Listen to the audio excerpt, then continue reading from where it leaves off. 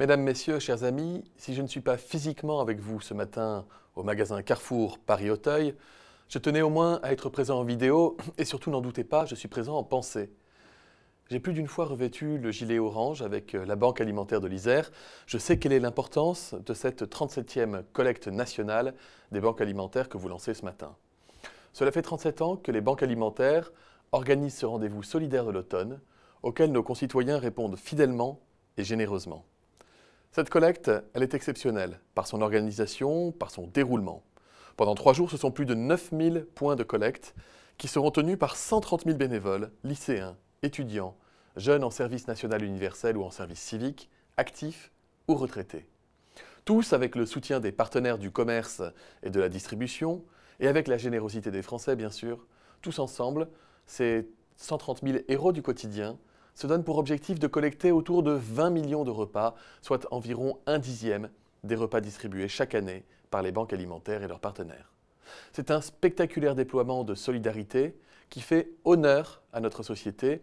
Et pour vous le dire avec les mots qui me viennent naturellement, c'est un moment qui fait chaud au cœur.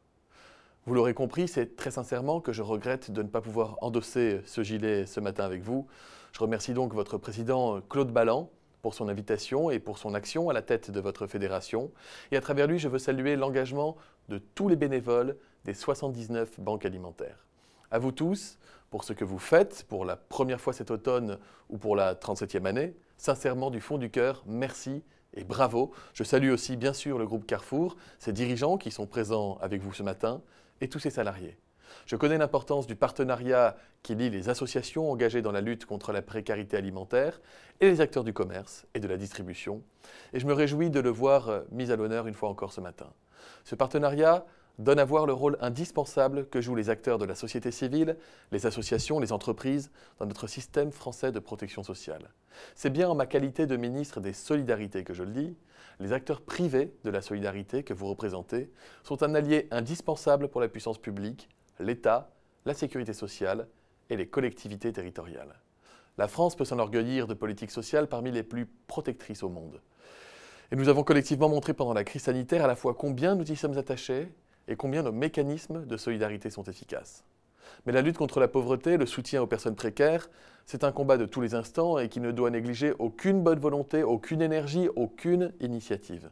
C'est la fierté de notre pays que de pouvoir compter, aux côtés de la puissance publique, sur une solidarité volontaire, bénévole, foisonnante, innovante, réactive, une solidarité de proximité, une solidarité du quotidien.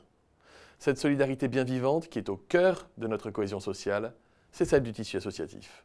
Aujourd'hui, les banques alimentaires seront présentes et visibles aux yeux de tous les Français, plus encore que d'habitude.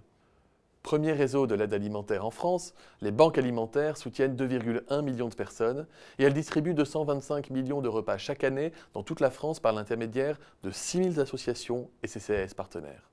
Ces chiffres permettent de se figurer ce que réalisent ces femmes et ces hommes en gilet orange que nous verrons partout dans notre pays pendant 3 jours. Alors j'en appelle à tous les citoyens, faites un geste, donnez aux banques. Je vous remercie.